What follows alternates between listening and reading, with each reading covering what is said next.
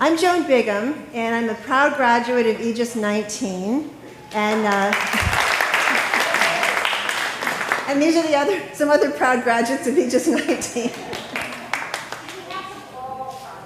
Yes, we do. No, we do. We have, actually, I'll talk about that in a second, but I want to talk just for a second about the AEGIS for Life Alumni Network, which is a new organization that we hope will serve not only all of the AEGIS cohorts, the graduates and students of AEGIS, but also all of the all students and the all organizations. So we want to serve the whole TC community through AEGIS and all. And we're very excited to have graduates from both groups here and some graduates that are also from TC. We have our guest Andreas Adam is a graduate of TC, and I think there are other people who are TC only, not AEGIS or all, but special guest. Oh, okay, great. And for those of you who don't know all of our acronyms, the easiest way to understand it is that we are all students and practitioners of adult learning and organizational learning, and that's what we focus on. So that breaks through the acronyms. The mission of AEGIS for Life is to create professional connections. We talk a lot about that. We all join other networks to make that happen. We think we can help implement that through some really specific professional interests that we have in common, and also to provide ongoing learning opportunities for the community. And this is our first, and we intend to make this an annual Jack Mezirow tribute event. And I'm not even calling it a lecture because maybe one year it will be a square dance, but right now this is our Jack Mezirow tribute, and we'll be talking a lot more about Jack this evening. My co-chair, Tej Anand, is here. You'll hear from Tej later on. And we've had a lot of fun putting AEGIS for Life together. And you'll also find us on LinkedIn. We have a group on LinkedIn, and we'll talk later in the evening about how you can get involved with us, and we hope that you will. Tonight, in partnership with the TC Office of Alumni Relations, and Alejandra, are you in the room? Fantastic job from TC alumni, and we're really grateful to them for their partnership. We are very pleased to bring you our guest, our special guest, Ted Fleming. And I'd like to give Ted a very thorough introduction because he deserves it. He was awarded his MA and his EDD here at TC under the supervision of Jack Mezirow. And he wrote his thesis on Jörg Habermas, a familiar name to most of us, on AEGIS 25, not yet, it will be. And he also worked with Paulo Freire, whose work I think has influenced all of us in important ways. And I can tell you, as I approach my retirement, I find his work even more intensely important. So you'll find that these theories apply at different times of your life in different ways. But working with Mezirow and Habermas and Freire, I think that makes Ted an adult learning celebrity. He's come to us from Ireland. He flew over from Ireland for the weekend to see us, where he's been a senior academic, head of department, associate dean in social sciences. And as I know most of you know, he was the winner of the 2014 Jack Mezirow Living Theory of Transformative Learning Award. And that's why we asked Ted to come and talk to us. He's not a passive academic. Ted has done a terrific amount of funded research, which I've personally found fascinating, for the Irish government, working on adult students returning to university, and for the EU, funded research studying non-traditional students returning to higher education in 7 countries. So congratulations, Ted, on that work. He's also been engaged by a city in Greece to help set up a Learning City project, and I'm sure that will be very important to them. In addition to all that hard work, he has a body of academic literature that you'll really want to take a look at, including 2 papers he's written this year and a forthcoming book, so no grass growing there. So Ted explains some of this activity to me this way. A living theory needs continuous empirical verification, pedagogic practice, and theoretical elaboration. A beautiful phrasing, I think, and tonight he's promised to share with us some of his experiences of Jack Mezirow and his own elaboration on the theory of transformative learning. Ted? I didn't do the study of European adults or non-traditional students. I see Pepe here. There's Pepe from Seville, professor in the University of Sevilla. So he was the lead in Spain. I was the lead in Ireland. Other people were leads in other countries. Where's Joan gone? Okay. Thank you. I didn't do the setting up in Larissa in Greece on my own. Peter Mayo and Peter Jarvis were my co-workers on that project. So in case the word is out that I do these things, none of us do them on our own. Patrick Modiano, do you know Patrick Modiano, the French novelist? He won the Nobel Prize for Literature in 2014. And he tells the story of people who, during the Second World War and afterwards, were displaced or lost, or who left very slim traces after them. His short novels, and they're worth reading, partly because they are short, they're all about 100 pages. They tell these stories of people such as Dora Bruder, you may recall the name, or one of the other books is Missing Persons. And he tries to capture the struggles of people who in war lost someone, or maybe lost themselves in the sense that they didn't know who they were or where they came from. And the stories are about trying to reclaim and retell these stories. People struggling for identity, struggling to become someone. And though those examples from World War II may be fairly extreme, they're nevertheless a good example of what war, in fact, what any war can do to people. But this is a Jack Mezirow memorial, and in my own head I'm beginning to sound like Maxine Greene. And you do remember, yes, reaching for literature all the time. But what I want to start with, and people are promising, and people are even encouraging me to dish the dirt, and you know Jack, everyone, tell us what he was like. Maybe I should tell you about myself and that way get to Jack, because in 1977 I wrote to Jack. I said I want to study adult education, and he wrote back to me and says, what on earth do you want to study adult education for? And it was only later I could put the expression on it. But I wrote back to him about 2 pages of questions that I wanted asked. I wanted to ask questions about the work I was doing in higher education, or I had questions about working with adults, with adult education, with learning, and so on. He simply wrote back and said, come over. At the time, at exactly the same time, I got a letter from Toronto University offering me a scholarship. And for some reason, I chose Teachers College. And for some reason, it's just turned out well. And I don't know how other people got here. That's how I got there. It really says more about Jack and his kind of maverick and archaic and his ways of working with systems with people. You were either in or out, I suspect. And if he wanted you to work with him, he worked with you. When I arrived here and walked around the corner of Broadway and 120th Street, is it? I saw Mens Sana in Corpore Sano. Did you notice that? No.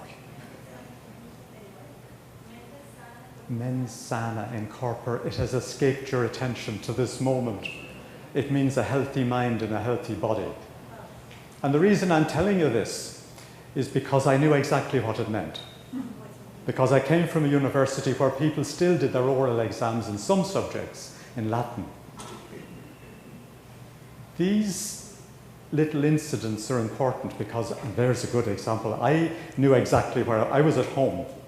Oh, I had no idea how untrue that was. But however, since that time in 1978 when I did arrive, for about 30 years, on and off really, Jack and I worked together, we exchanged writings, visited, jogged in Riverside Park, we loved Edie. Our family loved Edie, who actually inspired his theory of perspective transformation, I suspect strongly. That's as strongly as I'm prepared to suspect at this stage. But I suspect she was a major player in that. Her reading of Herbert Fingeret, which she did at Sarah Lawrence College, was crucial. And if anecdote is of any use to us in memorializing Jack, then I'll just tell you one more story. We went to the movies one day somewhere, I think it was Southampton, and the name of the movie was Artificial Intelligence. It was a little bit scary for my daughter, but it led to a really interesting discussion about whether New York people, or even Americans, had any sense of the vulnerability of Manhattan, or of Coney Island as it was in the movie, or the ability to imagine a catastrophe involving the flooding of the city and the implications of this. And when I thought back on this, I remembered that it was August before the September of 9/11. So that debate stays with me for those reasons. So I was here at that time. It's a singular honor to be invited here to recall Jack and his work and Edie. In a very few years, from somewhere around the mid-70s, he defined a field. Jack redefined the understanding of adult learning theory. And whether you agree or disagree with his theory and how it is understood or applied, you'll know that his contribution to the theory of adult learning has had a global impact. We, who knew Jack, have been fortunate to work with him, and he lifted our field of adult education in a monumental way. And one of the things when you're involved in a legacy like that you owe the legacy something, I think. And I feel some responsibility to that legacy. And that's part of what has driven me to respond enthusiastically to this invitation. There are, of course, many reasons, and I'm sure you'll have reasons as well, why Jack's theory has been so well received. The first reason, I think, is that teachers, professors, and above all students, when they begin to understand the theory of transformative learning, they nod at it straight away. And they acknowledge that that theory names something of their experience. And I think that that's given Jack's work a serious kind of street cred, if you like, a street credibility amongst adult educators who might never study his work any more than just come to some understanding of it, who might want to understand Freire a little bit, but who are trying most of all to understand their own experience of learning. A second reason why his theory has got such traction in the world is that he went to serious trouble to ground it in writers like Paulo Freire and Jürgen Habermas, and many more. A third reason that I thought was important was that it is readily applied.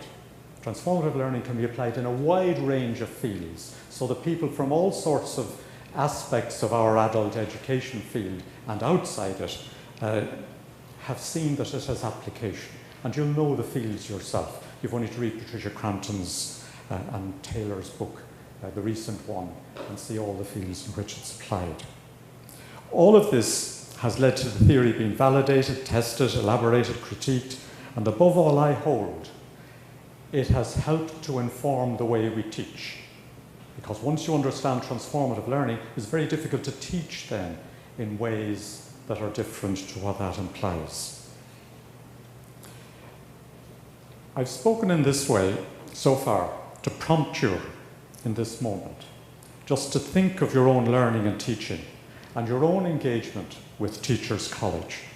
And I'm proposing that you keep in touch with your learning roots. I was promising the AEGIS people that I'd say something about the importance of AEGIS. It's important that you keep in touch with your learning roots here in Teachers College and your own desire for lifelong learning. I'm suggesting there is a potential here in this AEGIS group and in this place to nurture your curiosity for a long time.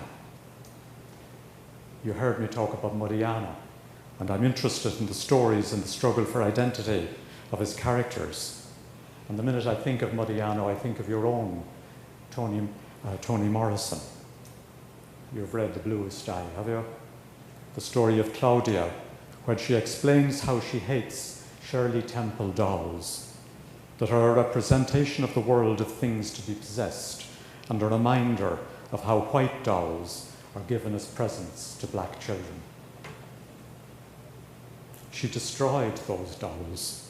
She said, nobody ever asked me what I wanted for Christmas.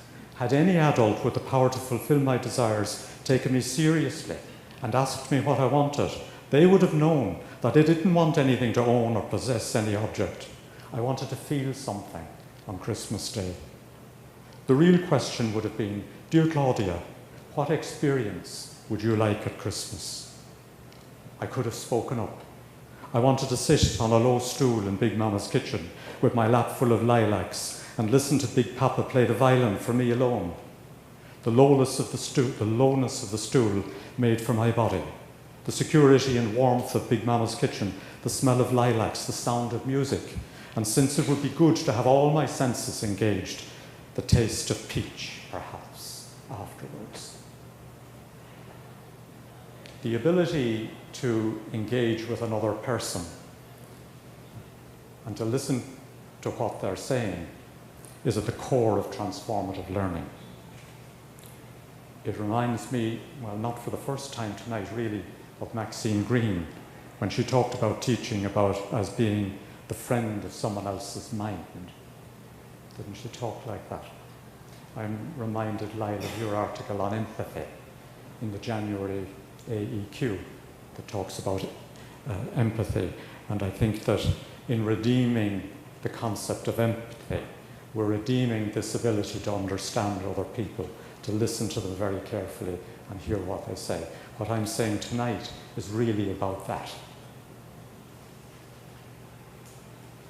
Assuming that you're all well tutored, of course, in transformative learning, that you've read it, that you understand it. In fact, many of you are indeed experts in the field. I sort of began to wonder, what could I say about a theory of learning that you know so well? So let me go back to the corner of Broadway on 120th Street when I looked up at Men's, Sana and Cork. You won't ever forget that, will you? I had a way of understanding that phrase, ready-made. This is what we do. When we see something, we interpret it, we make sense of it, we make some meaning of it. And I can imagine my brain as some kind of filing cabinet. It might be too mechanical, but it's the picture I have of a brain as a huge filing cabinet. And there are drawers in it. And there are labels on the drawers. And one of my drawers has men meanings written on it. And when I pull it out to use it, it's full of men meanings. You don't have a drawer like that in your... You might want one occasionally. I have another drawer, and it says white. And the meanings and the stuff inside my meaning-making machine, if you like, is linked to the other ones. So I have white, male meanings. And I have another one. Pick your own name for your own. You can come up with your own name for it. I have one with a religion on it. And even if I'm an atheist, I'm like James Joyce, I'm an Irish Catholic atheist. That drawer is full of those kinds of meanings. So that's if you get that, or if you have some vision like that, you kind of get a lot of what transformative learning is about. Except for one more piece that I want to explain, and that's this. That the filing cabinet is not just a cabinet, it's a machine, it's a factory, it's a production line, it produces meanings. And if you want to understand kind of the depth of what Jack is getting at when he talks about transformation or transformative learning, he's not just talking about the changing of the meanings in the drawers, and he's not just talking about changing the drawers, and he's not just talking about changing the filing cabinet, the whole bloody thing. He's not just changing about all that. He's talking about changing the factory, the mode of production of meanings. Now, if you think that out, I think you're well on the way to understanding what transformative learning is about.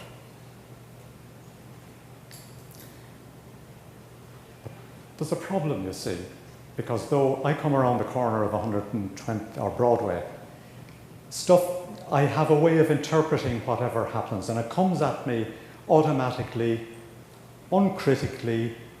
I have meanings to burn, and they come out whenever I need them. The problem is, when I really want to look at them, it's very difficult. And this is a huge problem, that though we're full of meanings and they pop out, and we're full of prejudices, misunderstandings, things we've learned from our society and our culture and our background and our own unique history, the very minute I want to open one of the drawers and look inside it, I now need a critique of ideology or Freud's psychoanalysis as tools for examining what's in there. So you can see the way the plot thickens. When I'm having fun, I usually say you can see the way the thick plottens, and I have to alert myself in public when I want to say it correctly. Okay. This is a dilemma. This process starts with a disorienting dilemma. Isn't that right? And the dilemma has two things that I want to say about it. One is, it's the first step in a process of transformation. And the second thing about it is, it's the first step when a teacher tries to engage in transformative learning with their own students. So it has those two functions. So by making adults wonder, by puzzling them or disorienting them about what they take for granted, this is what we do to engage in transformative learning, either as people who are engaging in it ourselves or as tutors. It demands imagination of a teacher. Imagination, Dewey says, helps us break through the inertia of habit and of habitual thinking. And he proposed that teaching was for such breakthrough moments. And Picasso knew this also, because he used his paintings for this exact purpose, for puzzling people. You know, is there any artists that, well, there are other artists that will puzzle you and me as well, but Picasso said, you have to wake people up. To revolutionize their way of identifying things, you've got to create images they won't accept. Force them to understand that they're living in a pretty queer world, a world that is not reassuring, a world that's not what they think it is. Well, if we're here to remember Jack's contribution, his contribution was to outline the process of how we change these meanings, these drawers, this filing cabinet, by starting with the dilemmas and moving through those 10 stages. However, there are big bits of that story that he told that many people knew already. I mentioned Herbert Fingeret. I could also add George Kelly. I could also add E.D. Mezirow. His originality was to locate these ideas in our field of adult education. I think that was part of his major contribution. Oh, I'm moving far too slowly. One of the main foundations on which transformative learning was built was provided by Habermas, who talked about emancipatory interest, critical reflection, and the kinds of discourse groups that would be useful for transformation.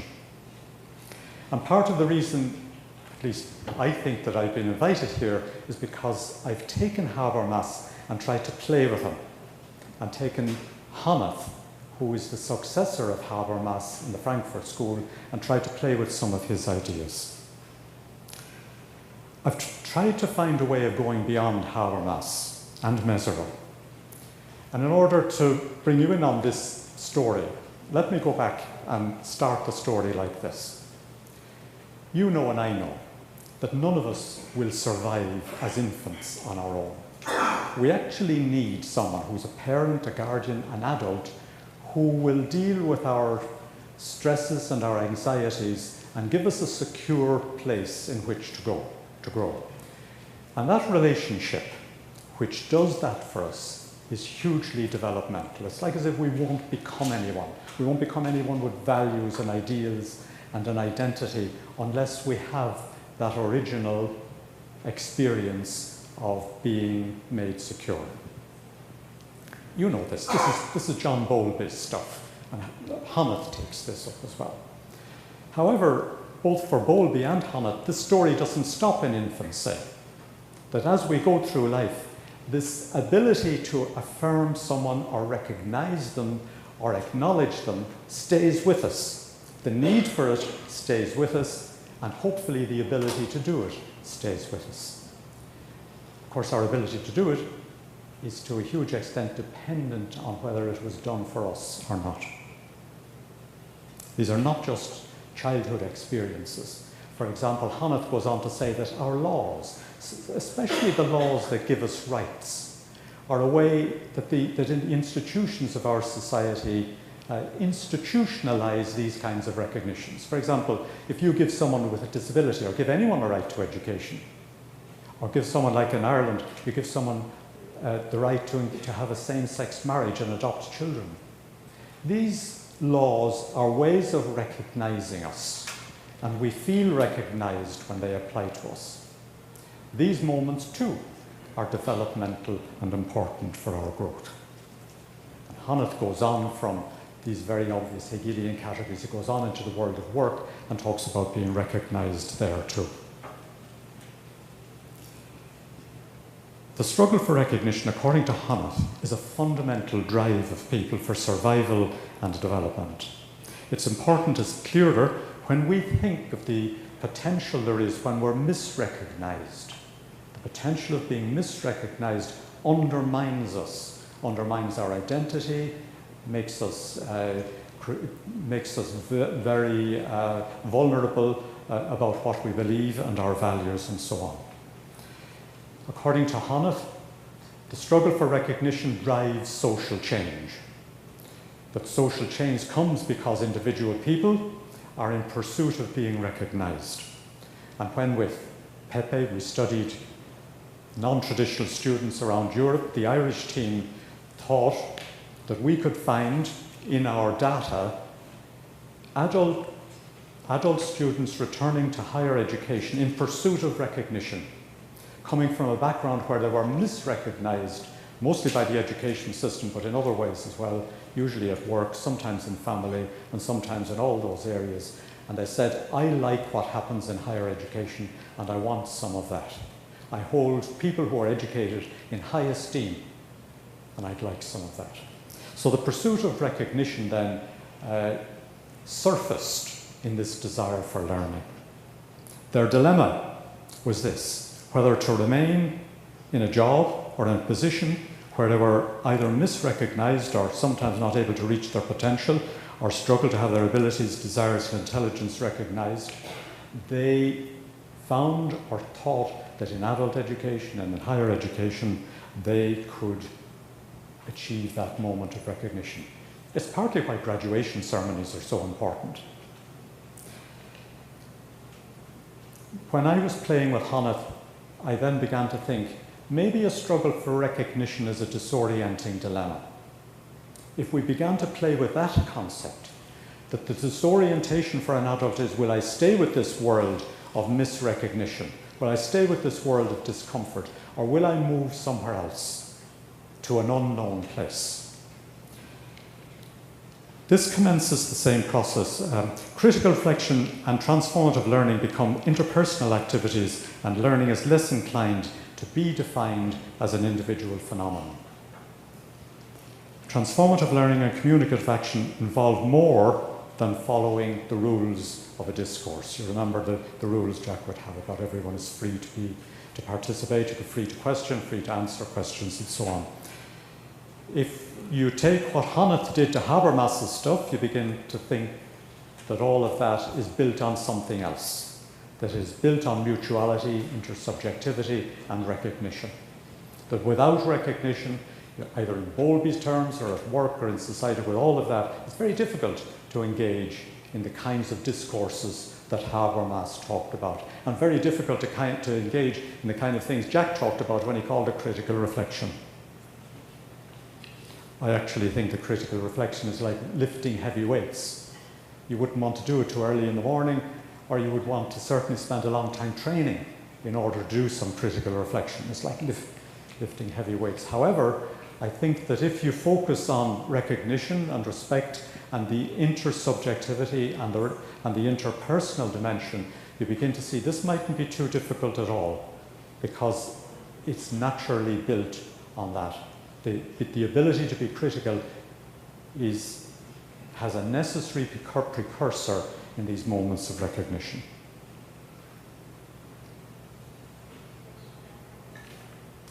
You can almost see, can't you, that the personal and the political are now going to be redefined in quite different ways. And the criticism that's made of Jack's work so often is that he focused on the individuality of learning. I don't think Hannah would for a minute see anything as totally individual. We are interpersonal beings, that the recognition and the empathy and those experiences are interpersonal. Once that happens, we then become, it is possible to engage in society in democratic discourse because the seeds of it have been laid in the interpersonal recognition moments.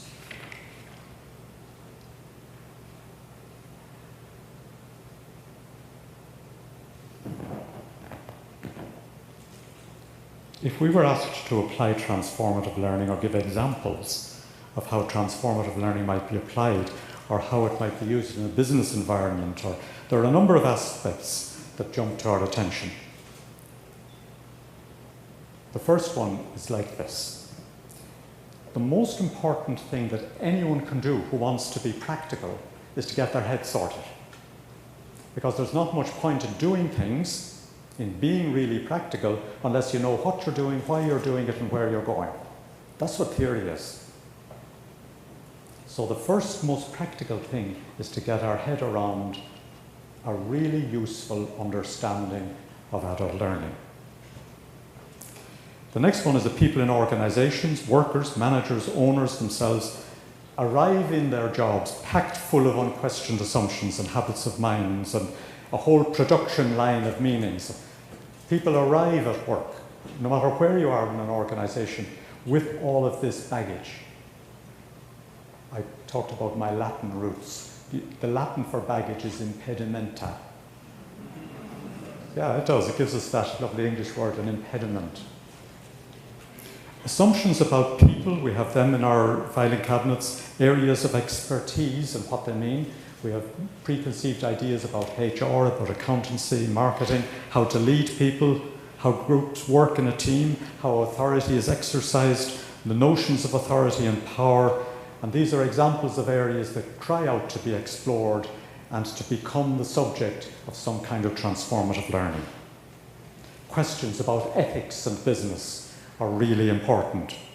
Banks all over the world have been feral in recent years, not just in Wall Street or in Greece and Ireland, but in many other places.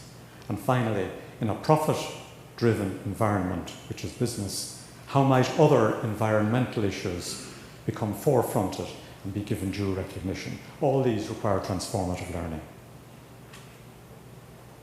One final piece of Jack's theory, because I haven't tried to give an account of it all, can now be refigured as well. And Jack always ended his presentation, or always ended his description about transformative learning, insisting that learning hadn't really occurred, or transformative learning hadn't occurred, unless people acted. Isn't that right? Is that the tent that you go back and engage with society in a new contractual way, is my memory of it. These new assumptions, or new drawers of knowledge or learning, are more integrative of experience. You remember that? That's what the new filing cabinet is going to look like. It's more inclusive. It's actually more open to change in the future. However, if we now look at Honneth's implications and begin to play with that, we might begin to think that, well, one of the outcomes, one of the actions that needs to take place as a result of transformative learning is to engage in recognition. to forefront the giving and receiving of moments of recognition. Or to put it in a more theoretical way, to resolve the disorienting dilemma, to finally resolve the disorienting dilemma, which was in fact a struggle for recognition. So do you hear the way I'm going in that full circle? So the action at the end is to resolve the recognition, the disorienting dilemma. That we become a friend to someone's mind. We ask them what they really wanted for Christmas. Someone who recognized their lifelong pursuit of recognition, this is also a precondition for emancipation. And only teachers and leaders and professors who have experienced this recognition can themselves deliver it. This then reconfigures, in my view, this is where I come out to play again, this reconfigures the old conflict between structure and agency. Is structure determinant of us, and must we change structures first? Or agency, do we change the individual first? Because I think what Hanath helps us to do, and what he helps a Mezirow head, if we think of ourselves as having an understanding of transformative learning, we begin to reconfigure the relationship between structure and agency. We're used to thinking that the personal is political.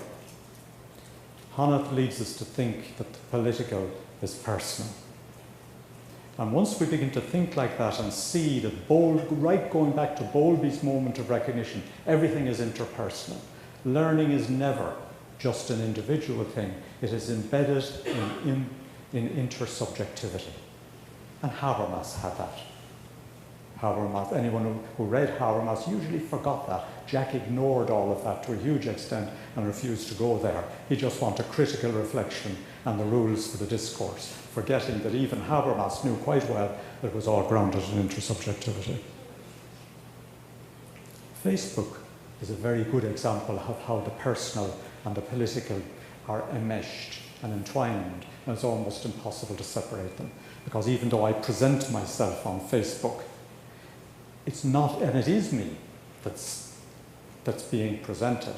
It's being presented in a way that's influenced hugely by society and by the social dimension of it. I don't have pictures of cuddly dogs, but it seems lots of people do.